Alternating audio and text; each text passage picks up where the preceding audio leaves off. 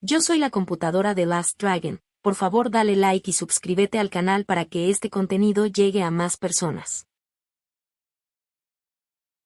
Hola, yo soy Last Dragon y el último video de Nico me hizo acordarme que tenía que hablar acerca de la memoria RAM y también del swap, porque Nico, primero, Nico es el creador de contenido del canal de Locos por Lino y el creador de la distribución de Locos, porque aunque no creo que alguien no sepa quién es eso, pues es específico.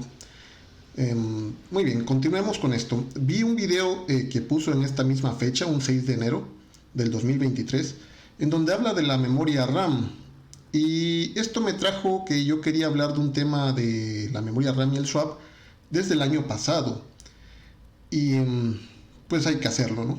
Vamos a hablar del swap, de la RAM, del swap trashing.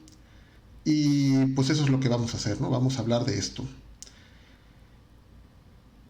Este video se inspira, Nico me lo recuerda, pero este video se inspira en que siempre hay una pregunta en el aire en los grupos de Linux, ya sea en Telegram, Facebook o en cualquier lado.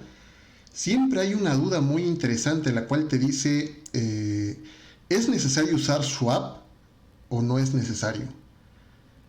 Y para entender esto, pues es que no es blanco y negro, no es 0 y 1, hay una escala de grises impresionante, por eso debes de saber Linux al 100%. Tienes que saber, porque eso es lo que va a decidir si vas a usar swap o no. No siempre es bueno tener la swap activa, pero a veces es muy malo no tenerla activa. Y es igual a la inversa. No siempre es bueno no tenerla activa, a veces es muy malo tenerla desactivada. Entonces, si es malo tenerla o no malo tenerla, hay que tenerlo o no. Pues como siempre digo, depende qué quieres hacer. Y para saber qué quieres hacer, tienes que saber cómo funciona la memoria RAM y cómo funciona la memoria swap. Aunque yo creo que ya tengo un video, tal vez 1 o 2 años atrás hablé acerca de la swap y de cómo hacer un swap file, no profundicé a nivel hardware, al nivel sistema operativo, para explicar qué es realmente la memoria swap. Normalmente conocemos la memoria como un grid de zonas de memoria, y esto es correcto hasta cierto punto, pero es un poco más complicado que eso. Entonces vamos a entender cómo funciona la swap, no solamente en Linux, también así es como funciona en Windows, y básicamente es como funciona en cualquier sistema operativo multiusuario y multitarea. Esto le causó muchos problemas a Windows, muchas pantallas azules, y ahora van a entender por qué Windows crashaba mucho con este tema. Muchas pantallas azules en el Windows se deben a la memoria RAM y a la incapacidad de administrarlo correctamente, pues porque venían de la herencia del sistema MS. El MS2, lo que les voy a platicar, no ocurre simplemente porque es un sistema operativo monotarea y monousuario, por lo que esto que sigue no le aplica prácticamente nunca al MS2, pero sí que le aplica a todo sistema operativo moderno. Y cuando Windows se subió al tren de la multitarea, ¿cómo sufrió? Pues vamos ya, esta es la explicación. La memoria RAM es un grid de direcciones, eso ya lo sabemos. Pero también lo son los discos duros. Y entonces, ¿cuál es la diferencia de un disco duro a la memoria RAM si ambos son grid? Prácticamente igual, excepto que la memoria RAM es raw, es cruda, mientras que el disco duro sobre el grid va a un sistema de archivos y un montón de cosas que extraen del grid de almacenamiento. Eso, y que además que para poder ejecutar cosas, estas cosas tienen que estar cargadas en la RAM, es decir, el procesador no entiende del disco duro. El procesador prácticamente solo conoce la memoria RAM, es a donde va a buscar las cosas. Así que si tú quieres cargar un programa, aunque se copiase directamente del disco a la RAM, solamente la va a ver en la RAM. Para quien no lo sepa, los programas .com son programas de MS2. Los exe no son los únicos programas ejecutables. Los .com también son programas ejecutables. Pero la diferencia entre un exe y un .com es que el exe puede ser cargado por módulos, mientras que un .com es una imagen directa de la memoria RAM. Es decir, que así como se lee el archivo, así se tira a la memoria RAM para que el procesador lo vea y lo ejecute. Y esto es medio complicado porque hay que explicar la diferencia entre COM y exe, pero así a muy grandes rasgos, un programa COM no puede ser más grande que la memoria RAM que tengas en tu máquina, porque así como es una imagen. Es una imagen. Así, si es de 100K, cuando lo tires a la memoria RAM va a ocupar exactamente 100K. Lo diferente está en el exe, que puede ser de 3 GB, pero carga un módulo de 100 megas y luego carga otro de 50, y ahí se va de poco a poco, carga una DLL aquí, una DLL allá. Entonces, más o menos esto es lo que vamos a entender en estos dos tipos de ejecuciones. Bueno, ¿por qué digo esto? Porque si no se va a modificar nada, o sea, si va a cargar de una sola vez, así, de una sola lectura, agarras un archivo .com, así tal cual lo pones en la RAM y se va a ejecutar, ¿por qué no ejecutarlo directamente del disco duro? Bueno, porque el CPU no puede ir directamente al disco duro a ejecutar cosas. Aunque la imagen va a ser exacta, hay que pedirle al sistema operativo que lea ese archivo .com y lo tira a la memoria RAM, donde el procesador sí lo puede ejecutar. En el caso, como dije, de los programas .com. Y es la explicación del por qué no ejecutamos directamente en el disco duro. Porque el CPU solamente puede ver a su memoria RAM. Nada más. Cuando se trata de ejecución, el único lugar en el que pueden mirar para lanzar código es en la RAM. Párale de contar. Ok. Ya sabiendo esto, que el CPU está limitado y que la RAM además está limitada, es decir, el CPU está limitado que solo puede mirar a la RAM, y la RAM tiene un límite, es decir, tu máquina puede tener 5, 10 gigas, 16, 32 gigas, pero se va a acabar en algún momento, no puedes tener RAM ilimitada. Y el problema es que el sistema operativo, cuando hay cosas multitarea, es demasiado tonto. Así como se fragmentan los archivos en el disco duro, en la RAM también se fragmentan los programas a ejecutar. Y esto es un problema, porque empecé haciendo comparación de disco duro, el grid de disco duro con RAM por un motivo. Ahora mismo vamos a llegar a ese punto. La memoria se fragmenta con los programas de la misma manera que un disco duro. En el disco duro, una de sus divisiones básicas son los bloques. Un bloque o un clúster normalmente son de 512 en los discos duros muy viejos y de 4096 en los discos duros nuevos. Y estos bloques son lo mínimo usable. ¿Y esto qué significa? Que si tu archivo pesa, por ejemplo, 12 bytes y tu bloque es de 512, ocupas tus 12 bytes y desperdicias tus 500 bytes restantes porque nadie más los puede usar. Si tú necesitas almacenar otro archivo de 10 bytes, en vez de que se almacenen al lado de esos 12 bytes que acabas de usar, se va a almacenar hasta los siguientes 512 bytes disponibles. Y este es el problema, acabas de desperdiciar espacio y se acaba de crear una especie de fragmentación hasta este punto muy pequeña, pero sigue siendo fragmentos de archivo porque el espacio ya no está contiguo de forma libre. Y obviamente en el sistema de archivos, especialmente en los sistemas operativos modernos, no solamente hay archivos, 2 o 3 archivos que pesen más o menos de 512 bytes, sino hay miles y miles de estos archivos que si sumas todo su espacio no usado, te puedes dar cuenta que a lo mejor no estás ocupando 10 o 20 gigas de información en tu disco duro que está ahí disponible, que la podrías usar, pero está bloqueada, no la puedes usar porque está fragmentada por este límite de que un bloque solamente se puede usar o completo o en fracción, pero una vez que lo usas lo tienes que descartar, tienes que usar otro bloque diferente para almacenar. Esto aplica así igualito en la RAM. En la RAM, estos nombres que vienen seguramente te van a sonar, aunque tal vez no sabías por qué. En Windows, bueno, en Linux le llamamos swap porque es el área de intercambio. Directamente le llamamos swap, pero el swap a su vez tiene bloques como los tiene la memoria RAM. Estos bloques en el disco duro los llamamos sectores o clusters, sectores, pero en la memoria RAM los llamamos páginas. Y estas páginas, aunque tienen un nombre diferente, valen exactamente igual. Son bloques contiguos de bytes de direcciones de memoria, las cuales si ocupas, si tu bloque es de 512, que normalmente es de 4096 bytes contiguos, con que ocupes un byte, ya no se puede ocupar el resto de los 4000, ya no los puedes usar. Si necesitas ocupar otro bloque para almacenar, pues se va a almacenar hasta el siguiente bloque de la memoria RAM, dejando sin usar todo ese espacio, esos 4000 bytes atrás. Y va a pasar igual, los programas rara vez terminan usando múltiplos de 512, es decir, 512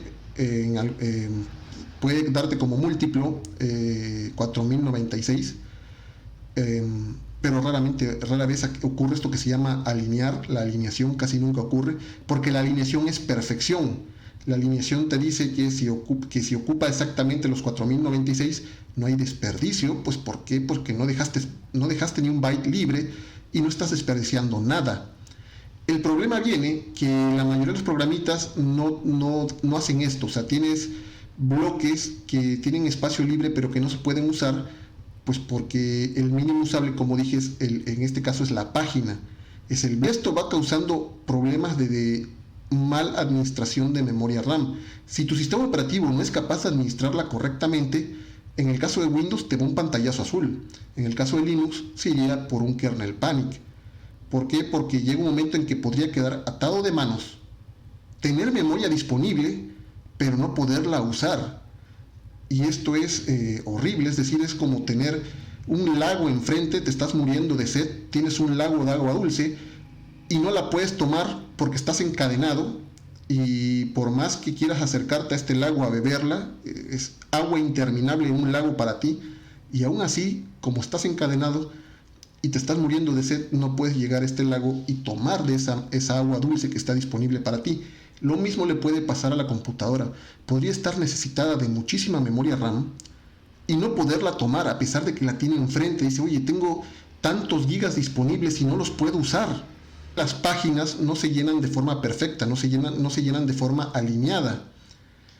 Y bueno, aquí es donde tú tienes que saber si tus programas, empezamos hablando si era bueno tener sí o no swap, pero hice todo este disclaimer, hice toda esta explicación de cómo funciona la memoria RAM, porque entonces puedes tomar una decisión ya sabiendo cómo funcionan.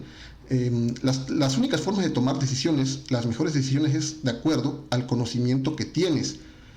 Por ejemplo, hay Linuxtubers por ahí de esos que solamente dan clics, que te dicen, no, porque en el 2023 sería prehistórico usar el swap. Y no saben por qué lo dicen, o sea, nada más en su cabeza te dicen una tontería y no saben por qué. No es así. Sí es cierto que en algún momento no es buena idea usar el swap. Si tienes programas alineados de uso perfecto de páginas, la swap la puedes descartar.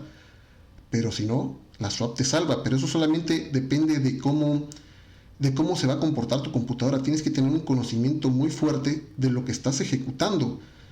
Y cuando tú sepas lo que estás ejecutando, que podría ser una base de datos, un servidor web, tú tienes que saber cómo se comporta, cuáles son sus modos operando, de cómo funcionan. Es decir, son multihilos, qué pasa, cómo se libera la RAM, en qué momento se libera, este tipo de cosas, ¿no? Para que tú sepas si quieres tener swap o no, porque una mala decisión del swap te puede llevar a que tu máquina se cuelgue y te puedan bloquear la computadora. Por ejemplo, está el swap trashing. Al final del video vamos a hablar acerca del swap trashing. El swap trashing es una forma de hacer denegación de servicio. Es decir, yo podría atacar un Nginx o un Apache Web Server, atacarlos de tal forma en que saturen el swap de la marca fragmentada en su memoria RAM, que va a empezar a mandar swap páginas. En este caso va a empezar a paginar, y por paginar en Windows significa en Linux mandar a swap, que también hace paginación, nada más que aquí, como dije, le llamamos swapeo, pero paginación y swapeo son exactamente sinónimos en este caso. y lo va a empezar a hacer de forma loca porque en un ataque de denegación de servicio eso es lo que tú pretendes. ¿Por qué? Pues porque el disco duro es más lento que la memoria RAM y estás obligándolo a que haga un swapeo a una magnitud que se llama thrashing. Y el thrashing, una vez que alcanza cierto nivel, una vez que queda superado el sistema operativo para hacer la paginación, el sistema colapsa. Esto es casi tan malo como las bombas fork. Así que si no habías oído el concepto de swap thrashing, al final del video entenderás qué pasa. Escribiremos un pequeño programa. Hacer un programa que haga swap thrashing, yo creo que haciendo un cálculo aquí en mi mente de cómo va el código, yo no creo que pase de 10 líneas. O sea, podemos escribir un programa de swap thrashing al final, tal vez en menos de 3 minutos, y con eso desbaratamos cualquier servidor, cualquier máquina, y sabiendo cómo funciona el swap thrashing, podríamos tirar servidores web de universidades, de sitios de gobierno, solamente imaginándonos, si ellos tienen activado el swap, ahorita les bloqueo la computadora haciendo este sencillo método. Pero llegaremos a eso al final. Entonces, ahora vamos a explicar cómo funciona la paginación. En el siguiente, hice unas diapositivas, unas presentaciones en Linux, para mostrarles cómo funciona el asunto de la paginación. La paginación, de forma gráfica, se la podemos mostrar aquí con unos diagramas, y así va a quedar muy claro cuál es el problema. Y esto te puede ayudar a tomar la decisión, ¿voy a usar swap o no? Pues vamos a ver la presentación de la paginación y de cómo funciona la memoria dentro del sistema operativo cuando se trata de multitareas y lo que lo hace tan vulnerable en cuanto a no tener, por ejemplo, swap. Pues vamos ya. Vamos con el diagrama. Me acabo de ver que en mi blog ya he hablado de este tema, solo que ahora la gente no lee mucho, pero también tengo esta información escrita en mi blog acerca del thrashing, pero ahorita nos vamos a dedicar a ver el diagrama de la paginación. Esto lo veremos después, así que vamos a los diagramas. Muy bien. ¿Qué tenemos aquí? Lo que está en amarillo son programas. Tenemos un programa que ocupa 90 megas, un programa que ocupa 10, un programa que ocupa 100 y un programa que ocupa 110 megabytes. Esto está un poco exagerado porque estos bloques acá normalmente tendrían que ser de 4096, pero para hacerlo entendible lo he redondeado a que todos sean de 100 megas para no hacerlo complicado de entender. Todo esto es la memoria RAM, estos bloques en azul. Toda la memoria RAM, como dije, se tiene que segmentar y se tiene que segmentar en páginas. Esta sería la página 1, la página 2, la página 3, la página 4, 5 y 6. Y todas las páginas suman en total 100, 200, 300, 400, 500, 600 megas. Imaginemos que esta es una computadora que solo tiene 600 megas de RAM, por lo que puede ejecutar sin problemas todos los programas que están en amarillo, porque de hecho la cantidad es menor. Si haces la suma de la cantidad de megas que van a ocupar esos 4 programas en simultáneo, pues perfectamente entran en estos bloques, en estas páginas, sin ningún problema y hasta queda espacio, no hay problema por eso. Entonces esto sería muy sencillo, básicamente ejecutamos el primer programa y pues esto quedaría más o menos así. Este programa ocupó 90 megas, pero el bloque es de 100. Sin embargo, aquí quedan 10 megas disponibles, pero este programita que está acá de 10 megas ya no puede usar esta zona, o sea, yo no podría traerlo aquí. Eso está prohibido, porque las páginas se tienen que usar completas sí o sí. Y si usas un segmento, una pequeña fracción de ellas, queda inutilizado el espacio libre. O sea, aquí hay 10 megas que yo no puedo usar. Entonces, tal cual sería la fragmentación de un disco duro, pero en memoria RAM, el sistema operativo decidirá que en la siguiente página tiene que poner estos 10 megas. Pero aquí está ocurriendo algo terrible, algo bastante terrible. ¿Qué está pasando? Que de los 100 megas estoy ocupando solamente 10. Entonces aquí hay 90 megas que este otro programa no puede ocupar. Entonces, y aquí ya se quedaron 90 megas que no se pueden ocupar. Y aquí, pues entonces este programa cuando se ejecute tendrá que venir este bloque. Esto es un bloque alineado, así como se alinean los discos duros, las particiones de los discos duros, la memoria RAM también se puede alinear, porque este programa ocupa 100 megas y la página es exactamente de 100 megas. Esta es una alineación perfecta, no hay desperdicio. Por lo que el siguiente byte será en la siguiente página, pero no hay aquí ningún espacio desperdiciado. Aquí volvemos a tener el mismo problema. Si un programa ocupa más espacio que una página, pues se tiene que fraccionar, como se fraccionan los archivos en el disco duro. Vuelvo a insistir con el tema. Entonces esto quedaría así más o menos, en donde como no entró en 100 megas, pues le está tomando 10 megas del siguiente bloque, y ocurre lo mismo. Aquí entonces quedamos con 90 megas que están inutilizadas. Y aquí podríamos sacar una suma muy rápida. Aquí hay 100 megas disponibles, con 90 megas son 190, y 100, pues deberíamos tener 290 megas, pero no es cierto. Si tú ya estás siguiendo la lógica de lo que estoy diciendo, realmente solo quedan 100 megas disponibles aquí. Pero, ¿qué pasaría si yo necesito ejecutar un programa que sea de más de 100 megas? Digamos un programa de 200 megas. La suma del espacio libre de la memoria RAM nos dice que sí puede entrar ahí, o sea, hay espacio disponible. Claro que tiene que entrar, pero la triste verdad es que no, porque el único disponible que queda son estos 100 megas, porque las otras páginas están fraccionadas y estos espacios no se pueden ocupar de ninguna forma hasta que no se libere este programa de 110 y entregue estos dos bloques que está usando, o este o este. Entonces esto quedaría más o menos así. Tenemos que queremos usar un programa de 200 megas, pero no podemos. Y aquí pues ya le voy escribiendo. Por ejemplo, tenemos 90 megas libres y desperdiciadas, quedan 10, lo mismo que expliqué hace un momento. Usadas en este caso son 10 megas, libres y desperdiciadas pues son 90. Luego nos sigue que en la que está alineada perfectamente estamos usando 100 megas, libre 0, pero no hay desperdicio. Perfecto, esta página está perfectamente equilibrada, aquí no hay desperdicio de nada. Seguimos con la siguiente, donde eran 110, entonces aquí tomó dos bloques de 100 y queda un desperdicio de 90 megas. Y quedan disponibles 100 megas, solo 100 megas.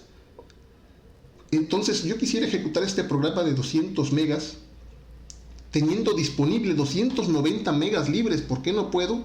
Pues porque no hay forma de tomar páginas en fracciones. Entonces, si yo trato de ejecutar este programa, el sistema operativo va a brincar y me va a decir: no tengo suficiente memoria RAM. Tal vez esto puede ser un meme, tal vez es alguna cosa muy loca, pero hay gente que tiene dispositivos Android, los cuales tú quieres instalar, por ejemplo, un juego de 90 megas y tienes libre 1 giga o 200 megas y lo quieres instalar ese juego en el Android, y te brinca un letrero que te dice: no hay espacio disponible. Y tú dices: pero ¿cómo? Si estoy viendo que hay espacio disponible. O sea, te dice: tienes que borrar tantos archivos para poder instalar este juego o instalar esta aplicación en tu teléfono Android, porque no tienes espacio disponible. Y tú revisas y ves que tienes espacio disponible, como lo estaríamos haciendo en esta presentación, donde nos quedan 290 megas disponibles, pero no. Si yo quisiera instalar y ejecutar este programa de 200 megas en la memoria RAM, si esto fuera un Android, me brincaría un letrero que me diría: no puedes instalar esta aplicación porque no tienes memoria disponible, tienes que borrar algo. Y sí o sí tienes que borrar algo. O sea, aquí no hay para dónde hacerse, porque esto es una forma en la que el sistema operativo funciona cuando se trata de multitarea, y no hay nada que se pueda hacer.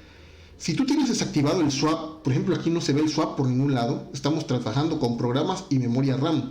El sistema operativo está amarrado de las manos, no tiene nada que hacer, no puede hacer nada. Lo único que puedes hacer es cerrar programas y párale de contar, no hay más que hacer, porque no tienes una zona que te sirva de intercambio para hacer las defragmentaciones, porque la memoria RAM se puede defragmentar. El problema es que necesitas espacio adicional para hacer la defragmentación, y hay varios métodos para defragmentar la memoria.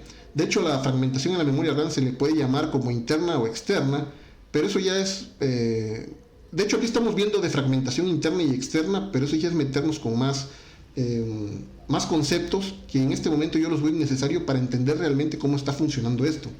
Pero los que ya han tenido más experiencia en este tema de la memoria RAM, seguramente al ver esta pantalla entienden lo que es la defragmentación interna y la defragmentación externa, solo por ver la imagen que está en el monitor en este momento.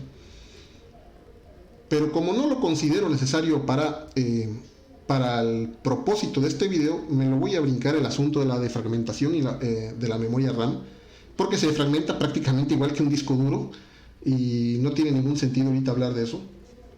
Muy bien, entonces, ¿qué es lo que yo podría hacer para poder? No quiero cerrar los programas, porque a lo mejor son muy importantes, a lo mejor es un servidor de red. Yo no puedo cerrar ni estos servicios, porque si los cierro, me quedo sin servicio. Y eso no lo puedo hacer, o sea, no es como que siempre tengas la opción de cerrar algo porque estás en una máquina de escritorio.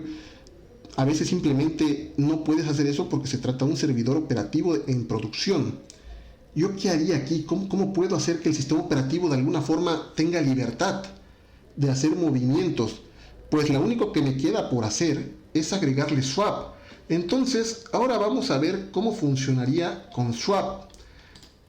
Como podemos ver ahora, ya que tiene un espacio de swap, el sistema operativo al ver que tiene swap dice, a ver, ¿cómo puedo ejecutar esos 200 megas que están ahí sin que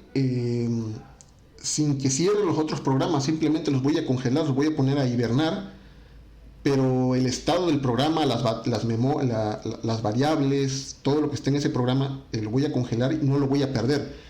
Lo que voy a hacer es bajar páginas, voy a hacer una paginación, así lo diría Windows, voy a hacer una paginación de mis bloques que son páginas, y en Linux esta paginación lo voy a swapear mis páginas, y lo que voy a hacer es que voy a tomar estas páginas y las voy a tirar al disco duro en un lugar de almacenamiento para que tenga margen de maniobra. Es decir, yo veo que este programa que tiene 110 megas en uso no se ha usado o no tiene tanta prioridad, no se ha usado en una determinada cantidad de tiempo, y como no se ha usado, a lo mejor el sistema operativo y el usuario en este momento no los van a usar. Y si en este momento no los van a usar, pues yo puedo bajarlo al swap. Entonces lo tomó de estos dos bloques que estaban aquí y lo mandó para acá. Y ahora dice, ok, fíjense lo que acaba de ocurrir. Al haber mandado estas páginas acá, se liberaron estas dos páginas que son de exactamente 200 megas. Porque esta es una página de 100 y esta es una página de 100. Y esta es una alineación perfecta. Como esto es una alineación perfecta, acabamos de obtener un beneficio. Hace un momento, acá, teníamos 100 megas y no podíamos ejecutar este programa. Al ocurrir la alineación perfecta, estamos ejecutando ese programa y además, ahora tenemos 100 megas disponibles, es decir, que aquí podría entrar un nuevo programa de 100 megas o uno más pequeño, como de 50 megas, 30 megas. El caso es que ya podemos ejecutar los que estábamos ejecutando, más el de 200 megas, más un programa más, gracias a que está ahí el swap. Si el swap no hubiese estado ahí, el sistema operativo se hubiera colapsado, y si no hubiera podido saber qué hacer y está obligado a mover la RAM, te hubiera tirado un kernel panic y en Windows te hubiera tirado una pantalla azul y no habría forma de salir de ahí, simplemente porque la memoria RAM está organizada de esta forma y lo tienes amarrado. Entonces, este swap y en Windows este page file acaban de salvar el día. Cierto es que la máquina se volvió más lenta porque tuvo que bajar cosas de la memoria RAM al disco duro de forma como una serialización. A eso se le podría llamar en programación. Esto es una serialización donde tomas el programa, lo serializas y lo tiras a otro lado. En este caso, estas páginas fueron serializadas y fueron mandadas hacia el swap.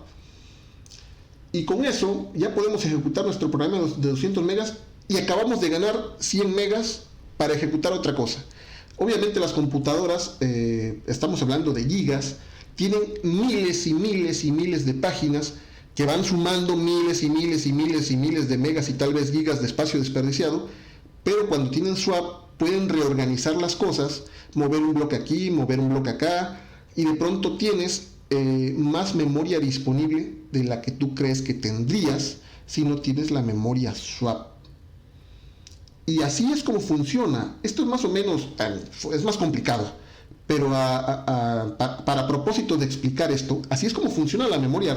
Con esto yo creo que queda claro. Y sabiendo cómo van a funcionar tus programas, si va a ser un servidor web, si va a ser una base de datos, si va a ser una máquina de escritorio, y sabiendo esto, y tal vez tú sepas cómo se comportan esos programas, cómo van pidiendo memoria, cómo no la van pidiendo. La mejor forma de saber cómo es que se pide la memoria RAM es teniendo un programa, el código fuente, para ver qué es lo que está haciendo. Pero muchas veces los programas te dan documentación técnica, te dicen que te pueden dar una pista de cómo están usando la RAM, cuánta RAM requieren, si hay qué módulos se pueden paginar y cuáles no, o swapear si estás en Linux. Pues aquí viene la pregunta y la respuesta. ¿Cuándo vas a usar swap? Depende, no es blanco o negro, hay un montón de grises como acabamos de ver, y solo así sabes si quieres o no swap. Solamente así lo puedes saber, no es porque sea una moda, no es porque sea lo de la prehistoria. El swap se sigue usando hoy por este motivo, y si no tienes swap, fíjate cómo pudiste haber bloqueado una computadora. Pero también tener swap tiene su lado contra intuitivo y contra malo, porque ahora vamos a irnos por el swap trashing, donde alguien pueda abusar del swap, y las consecuencias serían las que vas a ver a continuación.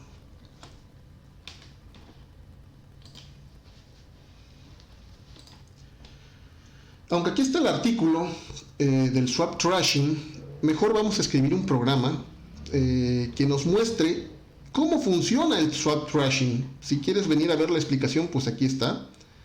Pero, por ejemplo, normalmente te explican que una denegación de servicios es como un mesero que recibe demasiadas peticiones de sus comensales. Bueno, eso es ridículo. Es una forma muy bonita de que el usuario normal entienda que es una denegación de servicio, pero la mayoría de las veces eso no es así. La mayoría de las veces ocurren swap trashings, y esto es lo que hace que los servidores de páginas web colapsen. Pues vamos a eso. De hecho, aquí en algún momento hice un video explicando cómo funciona. Vamos a volver a reescribir este programa, este que está aquí, lo vamos a reescribir y vamos a ver qué ocurre cuando lo tengamos disponible. Entonces, ahora vamos por el swap trashing, en donde, por ejemplo, en un servidor web podría ser mala idea tener swap. O sea, si tu sistema va a usar servicios web, tal vez lo ideal es que no tengas swap. Pero si estás usando un escritorio, posiblemente quieras usar swap. Aunque tú tengas, como ya viste, podrías llegar a tener N cantidad de memoria, pero en algún momento puede quedar inutilizada. Y lo único que te va a salvar de eso es el swap.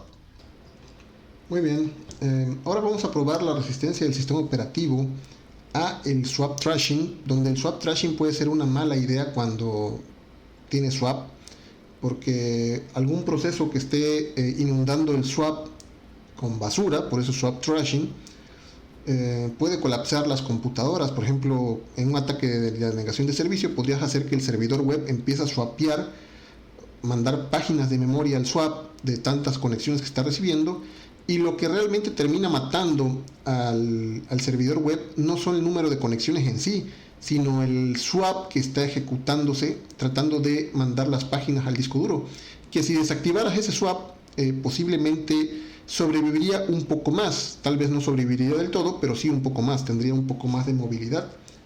Ahorita vamos a ver, en esta máquina tengo 4 GB de RAM y 4 GB de swap, y vamos a escribir un pequeño programita para ver qué tan resistentes son las nuevas versiones del kernel. Vamos a ver en qué versión del kernel estoy, en la 5.10.20 de Debian 11, el Bulleyes. Y vamos a ver si esta versión de Linux sobrevive al swap trashing. Las versiones viejas colapsaban en un kernel panic. Tal vez ya tengamos la protección correcta. Pues vamos a ver. Empecemos con el código, lo vamos a llamar trashing. Creo que no es así, trashing, de basura en inglés, trashing. Bueno, sí lo vamos a dejar, no estoy muy seguro si se escribe trashing. Entonces, vamos a usar las bibliotecas estándar de entrada y salida, estándar IO, también las librerías estándar de C, estándar lib, porque vamos a pedir uso de manejo de memoria. La función principal, como siempre, es una entera sin parámetros, y aquí está nuestro bloque de código. Y nos vamos a ir directamente. ¿Cuántas líneas llevo? 1, 2, 3, 4, 5. Vamos a ver si podemos evitar las 10 líneas. Vamos a estar una variable, un arreglo que esté asignando. Pero ¿cómo lo asigno? En un bucle infinito. Aquí lo puedo asignar eternamente. Muy bien, pero ¿qué voy a asignar? Podría ser una variable entera de 32 bits.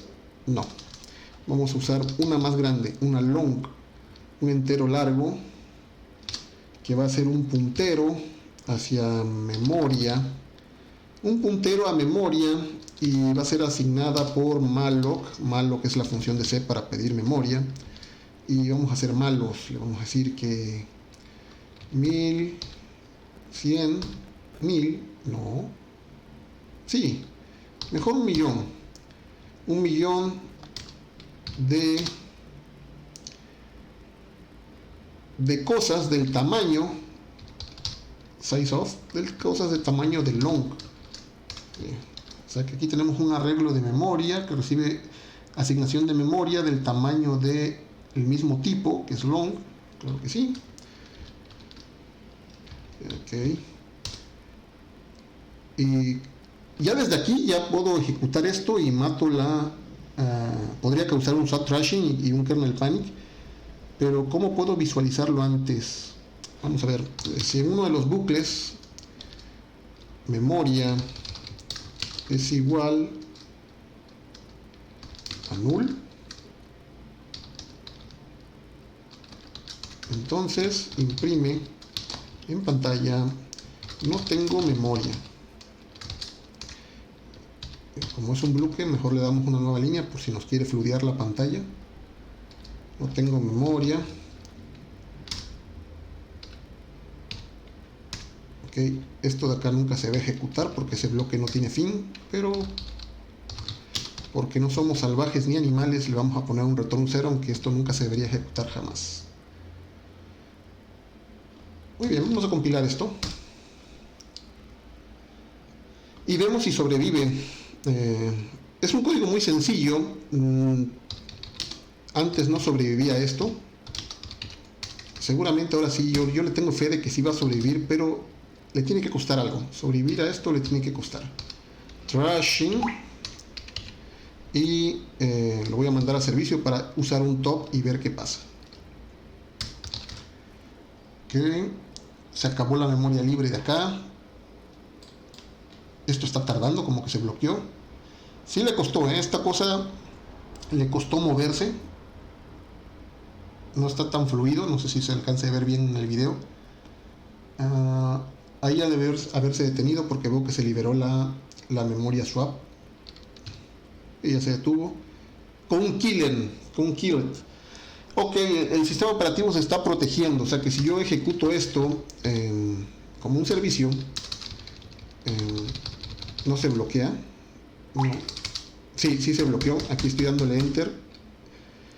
Pero como es solamente una aplicación pidiendo memoria, pues aquí ya se volvió a bloquear y terminó. Pero esto terminó por protección del kernel. ¿Por qué por protección del kernel? Pues porque habíamos dicho que cuando se quedara sin memoria tenía que salir una cadena de caracteres que dijera no tengo memoria. Esta cadena de caracteres en este printf nunca se ejecuta. Eso quiere decir que llega aquí, el kernel ve que ya no tiene nada más que hacer y lo mata. O sea que esta parte de acá nunca se ejecuta. Es una protección de kernel, eso está muy bien. Y ya está. Qué bueno. ¿Qué pasaría si le hacemos maldad como esto y todo esto? Ahí podemos ver que ya no me deja escribir más. Esas A significa que está sufriendo porque ya no da eco de lo que estoy haciendo. Muy bien, vamos a ver qué hace el top. Como pueden ver, no se actualiza. Esto debería estar cambiando más rápido. Ahorita ya se actualizó, pero no. Ahí va. A veces se queda pasmado, a veces no. Pues si esto fuera una máquina en producción, esos momentos pasmados como este, que ya tardó más de lo necesario en actualizarse, significa una denegación de servicio. Si esto le sumas que está haciendo consultas, imagínate que está en medio de una transacción de una secuencia SQL. Podrías hasta quebrar la base de datos si alguien te hace un swap trashing en ese momento.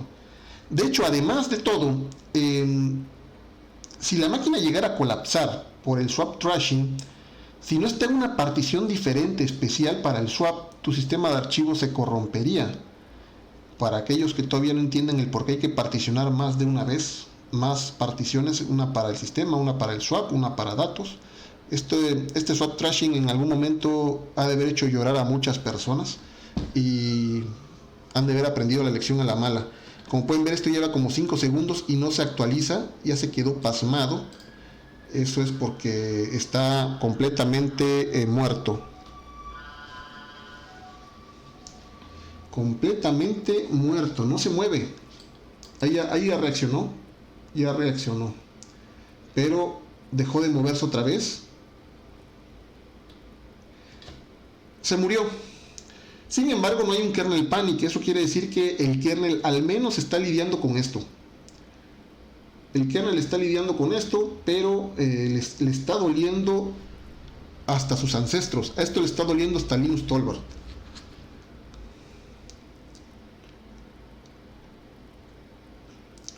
Parece que ya se recuperó, porque ya esto ya se ve fluido.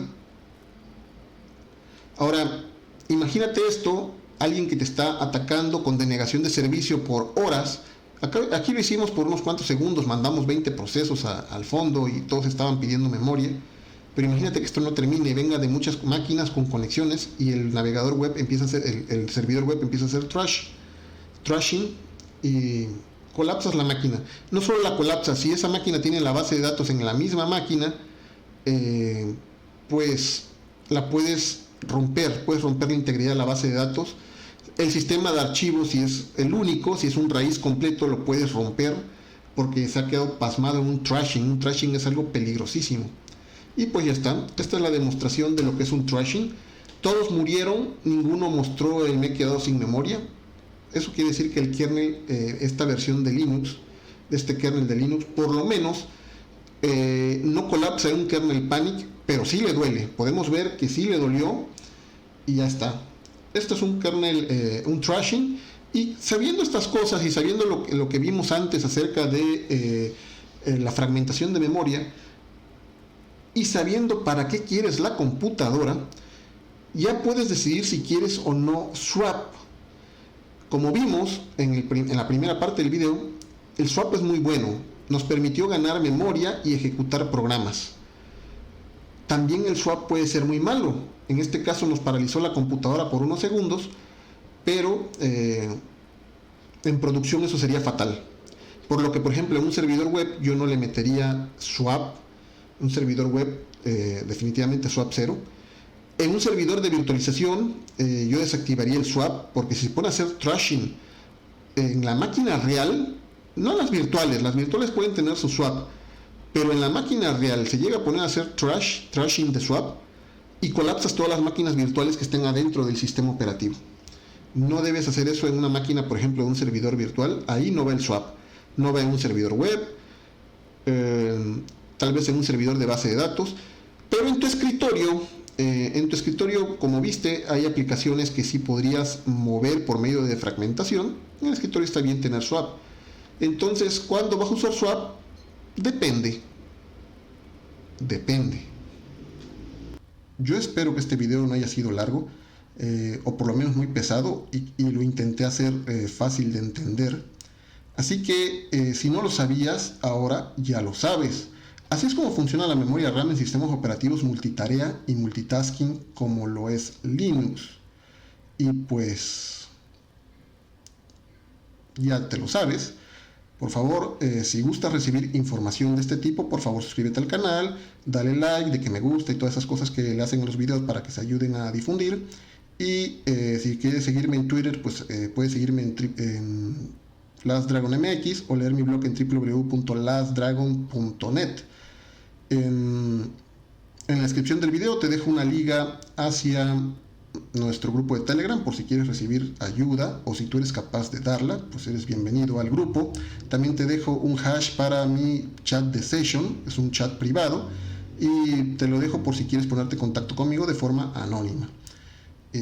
Pues nada más, como te acabas de dar cuenta, sistemas operativos como lo son Linux son maravillosos. Si tú lo sabes usar, tú también. Por ahora, eso es todo. Adiós.